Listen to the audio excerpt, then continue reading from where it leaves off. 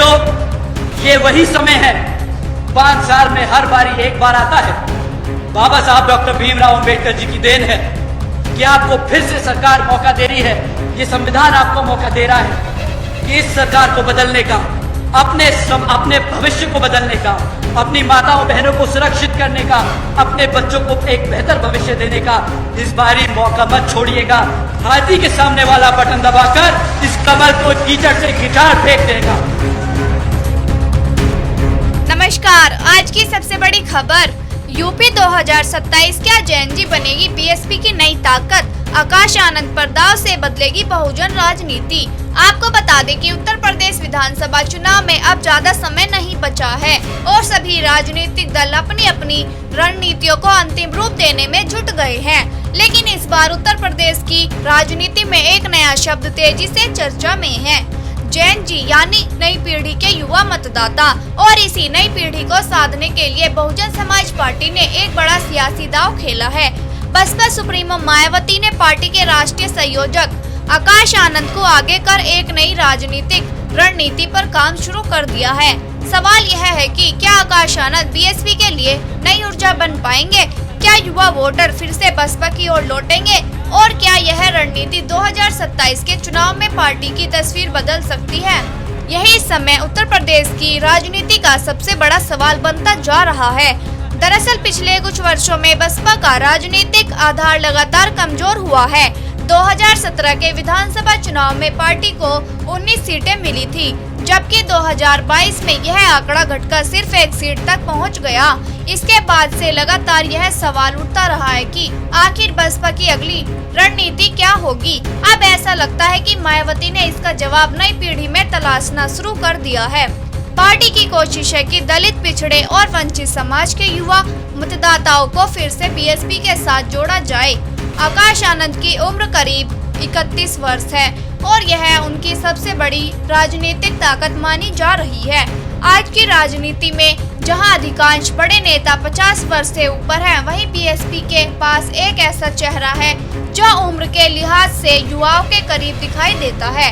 Party की रणनीति यह है कि बेरोजगारी, पेपर लीक, शिक्षा, सरकारी भर्तियों में पारदर्शिता, डिजिटल इंडिया और युवाओं के भविष्य जैसे मुद्दों को प्रमुखता से उठाए जाए।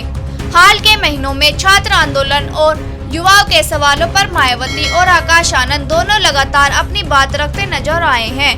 राजनीतिक जानकारों का मानना है कि बसपा अब सिर्फ अपने पारंपरिक वोट बैंक तक सीमित नहीं रहना चाहती। पार्टी युवाओं के जरिए अपना सामाजिक आधार बढ़ाने की कोशिश में है। यही वजह है कि आकाश आनंद को पश्चिम उत्तर प्रदेश से कार्यकर्ता सम्मेलनों और जनसभाओं की जिम्मेदारी दी गई है। कई सीटों पर पार्टी ने पहले से ही प्रभारी और संभावित उम्मीदवार घोषित करना शुरू कर दिया है। कई सीटों पर पार्टी ने पहले से ही प्रभारी और संभावित उम्मीदवार घोषित करने शुरू कर दिए हैं, ताकि चुनाव से पहले संगठन को मजबूत किया जा सके। एक और बड़ा बदलाव बीएसपी की डिजिटल रणनीति में भी दिखाई दे रहा है।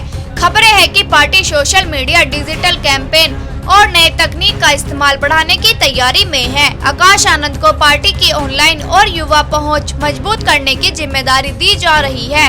आज का युवा मोबाइल पर राजनीतिक देखता है, सोशल मीडिया पर राय बनाता है और डिजिटल प्लेटफॉर्म से जुड़ता है। ऐसे में बीएसपी भी अपनी पुरानी शैली से आगे बढ़कर नई राजनीति का रास्ता तलाश कर रही है।